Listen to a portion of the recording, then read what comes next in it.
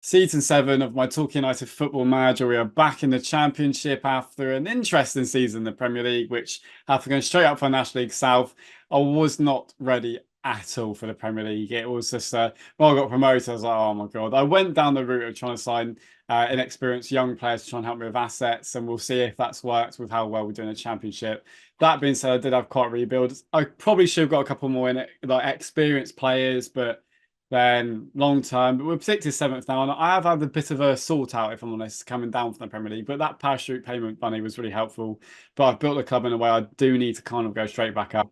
Brian Mayo, the keeper who we had for a while, he was a very good keeper when we were initially in the Championship. He played all 46 games, but he just obviously wasn't Premier League standard and not playing an unhappiness. I sold him for 1.3 million. Kem Campbell, he was really good in the Championship when I brought him in January, and then he just obviously couldn't hack the Premier League, never replayed. 3.3 million, I'm going to take it. I've spent about 45 million worth of players. So he was just a B team player that never made it. That was one flop. I think that's on for like a million. Yeah, 1 million. Nicholas Scott, again. A few of these players, it kind of broke, actually, to be honest. Like, just being absolutely useless in the Premier League. They lost all their confidence and kind of, yeah, I was going to take a 1.7 million bid. It just shows how poor my team was, because I feel like I've been in the Championship. I've got a much better team now than I did last season, which showed it was all part and parcel of it. This was, a bit of a loss. 8.75 million to Seville. He had a lot of potential, but as you'll see, I did sign a better player for that. He was a right back. He was like average in the Premier League, 4.5 million. So for 8.75, yeah. Will Fish, I signed him as a backup in the Championship. He never really played. 450k, quite a lot off the wage bill. This was a big one because he was so good for me in the Championship, and he was decent for me in the Premier League, but he's a little bit unsettled. And as you'll see in a minute, the players I got in, 10 million to sell in the Championship, I did take, to be honest. This was a bit of a gutting one as well. Really good player in my Championship squad, but because he only played 21 times in the Premier League, wanted to leave. Got him on a free, sold him for 7.5 million. It's all part of the business. And the team I'm building a really good young team, as you're going to see in a bit. Another one is the one I regret signing. I mean, I made a small profit on him. It's just because he was terrible in the Premier League. My scout reports, I should have waited for a better scout report, basically. I think I actually sacked the scouting staff afterwards because they said he was going to be great. But I completely misread it, to be honest. And as soon as I signed him, I was like, oh, it's one of those. The 5.5 million, I really felt I could have spent that on an experienced player. But I got a profit on him. Good luck to him. Another sad one again. With time at the end of the season, morale was so low because we were getting relegated, and then players like Raheem Harper have been a legend for me. I just go, no, I'm really unhappy because, amazing League Two, amazing League One, incredible in the Championship, not too bad in the Premier League, but he's getting unhappy because I wasn't always playing him. And maybe I should change his playing time and try and challenge it a bit. But he went for 6.25 million. So we said goodbye to a lot of players. Let's see what I did with that money. So 2029, in January, I don't know if I covered the last one, but I did bring this young centre-back in from Brazil. Also brought him in from Belgium. He's Spanish, but I brought him from Belgium, 5.5 million.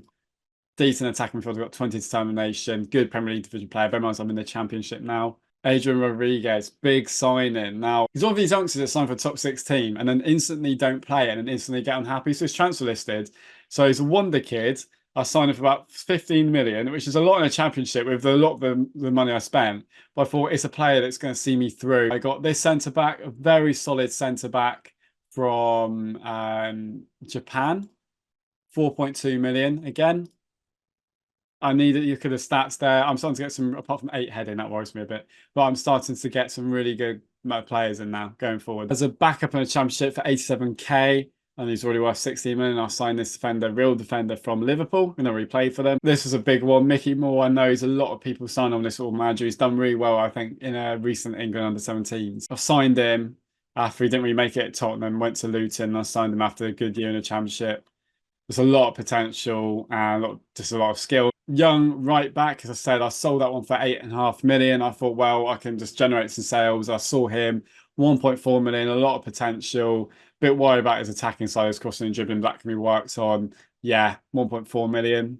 I'll sign this lad. He'll be very good in the Championship, good Championship player, a lot of good stats on the free transfers with an option in midfield. And finally, at this stage before the season started, I signed Nabil Raki as a left back, 10 million from Belgium. Yeah, everyone's going to be my second choice as well, but I'm just getting assets ready, a young team. Now, the score stayed like this, but a problem I had afterwards was The mix of being sloppy and I just don't think I've done it. He had a relegation release clause. After a good few games at the start, he pretty much flopped in the Premier League. But he's a wonder kid, and I did lose him for like 8 million. And I never usually put relegation release clauses. I'm usually quite good.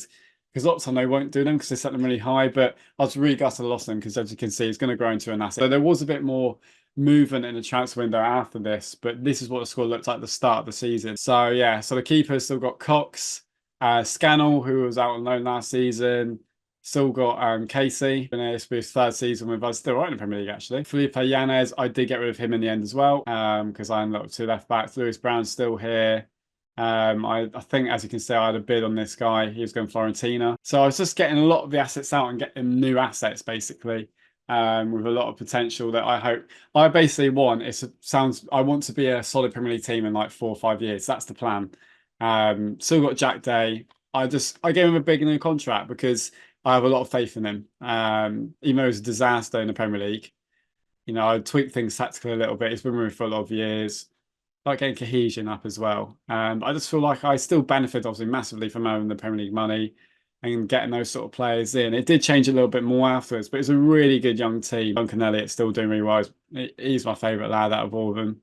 He's actually had a really solid season in the Premier League in the end. I just feel like I want to sign over the next few years, sign a solid team, get in the Premier League. I must get back in the Premier League, sign a solid team, and then you end up just.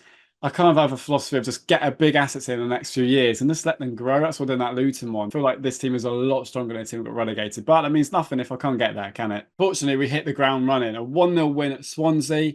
My new right wing, Adrian Rodriguez, scoring after 14-minute move from Tottenham. Beat Oxford in the League Cup with a second string team. Beat Bolton 1-0. So that's 2 1-0 wins. I was sticking with a 4-3-3 at the start of the season. 3-1 win at Stoke before a 2-0 win against Birmingham, when obviously with 4 wins, we were top of the league. So very solid start. I was playing with a 4-3-3 with Lampton up front. You know, my plan was to stick with 4-3-3. If it goes wrong, go to 4-2-3-1. But just keep that sort of solid team from last season. There's still a lot of last season, but getting them all confident, getting them confident going forwards to confirm there was more work. So Ratnick went for 5 million to Florentina. Ferguson went for 985k. Will Smallbone 10 million. Again, great player, but 10 million for a player whose limit probably is going to be the Championship in the save. I had to take it. That left back, now I've got 2 very good left backs going for 1.1. I've gone Arsenal 6.5. That's really annoying. He'd end up going to like PSG in a few years as well. I can tell you from the future. So I just knew I missed an asset, but you can't win them all. And I still have a positive net spend, but coming in. So I signed him. Backup right back from Wrexham. I kept my eyes on him. He didn't have the best potential, but he's just been really solid. 4.1 million. I signed him to play in the Championship. I signed, this left back because, as I said, I've got 2 left backs now. Alberto, 8.5 million. Got this holding midfielder with an option to buy of 6.2 million from Newcastle on loan. I signed a Spanish striker as a free agent on like 3rd or 4th striker terms basically for the year. It's worth a pot. I signed another midfielder, 3.2 million, plenty of potential, fantastic stats going forward. And I signed Jay Stansfield, obviously Exeter links and all that, but I signed Jay Stansfield on loan with an option of 15.5 million. Whether that's it, I don't know. He has to do very well in the Championship for that. He's had an interesting career, went to Leeds, and he did really well in the Prem, and then eventually fell out of favour, went out on loan. Didn't do very well on loan last season, but I mean, I've got a basic Premier League level striker. We drew 1-1 at home to Sunderland to hand a 100% winning run. 1-1 there at Queen's Park Rangers, standstill scoring before battering Derby 4-0 away. Goals for me, my Spanish striker scoring, Jack Day scoring, my holding midfielder, Rodriguez, what a player, way to go for the Championship. And yeah, top of the league. There we go, already building a bit of a gap. Looks between us, Bristol City, Sheffield United. Yeah, interesting. My squad's really getting there. Finance-wise, looking really good. Passionate payments, I need to obviously get up. But 58 million, I've sold a lot those assets. It was worth it. It was worth it. So a lot of the signings from last season. And to compare it to like the squad that we had last time, I know I've got an injured goalkeeper, so it would look like that. But to compare it to the squad I had last time, there's a lot of talent in that squad now. And it's a really nice consistent. You can see the ages. It's good. And to have sort of Stansfield up front, who hasn't been incredible yet, but that's sometimes like the 4-3-3 that I play. But the only problem I'm going to have is Mickey Moore. Very good player, but I've got Jack Day, and Jack Day's like the golden child of my club, and he's doing so well in a Championship again. So he could end up becoming unhappy, but he's still an asset. If he gets unhappy, I could sell him for more. So yeah, really good score going forward. Obviously, I've got Duncan Elliott as well, which I'll probably just put there. So that is what the score looks like going there.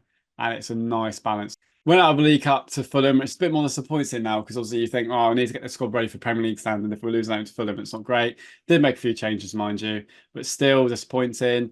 Drew at home to Millwall in the league. Lost 3-2, ended our unbeaten start at Ipswich. Then a very important 2-1 win. Jay Stansford, 90th minute when we were 1-0 down, and then Jack Day and Jay Stansford scoring. Dropped to third with a game in hand. Bristol City looking so strong at the start, but we know we're going to be there, and we've got Sheffield United next after a 3-week break. This game was bizarre because immediately our keeper did save a penalty. We would go on to win 1-0, Jay Stansford scoring, but we had 2 injuries. Oh, look, so you can see 1-1-0, Jay Stansford scored. But again, Matthew Cox's second injury of the season. It's always like this wrist injury he seems to get. Also, I know it's probably good that keepers get injured more because it never used to be a thing. He's been injured like 3 times now. It's really frustrating. Luckily, that Peter Scannell, that young Northern Irish keeper I've got, is really good. But win's a win. 2-2 draw at Sheffield Wednesday followed. Lamberton getting 2, my Australian striker. 2-1 win at Queen's Park Rangers. For 6-1 win at Rotherham, top of the league, just about. West Brom looking good. Sheffield United falling off a little bit after we beat them, but Bristol City looking excellent. Sunderland there as well. It's not going to be easy, but we've made such a good start. We're doing our bit. I like to think we're doing our bit. We beat Watford 2-1, and Mickey Moore and Jay Stansford scoring. Beat Preston 4-1. Drew 2-2. Annoyingly, also 2-0 lead at our promotion rivals West Brom. 96th minute penalty, always frustrating. Before we play Bristol City at Ashton Gate. And if you're a Torquay fan, yeah, I say no more about Ashton Gate. Immediately, 3 minutes in, we were getting rid of that Ashton Gate curse. Jack Day down left hand side, whips it in. Jay Stansford in the team to do that. Made it 1-0. But this is Ashton Gate.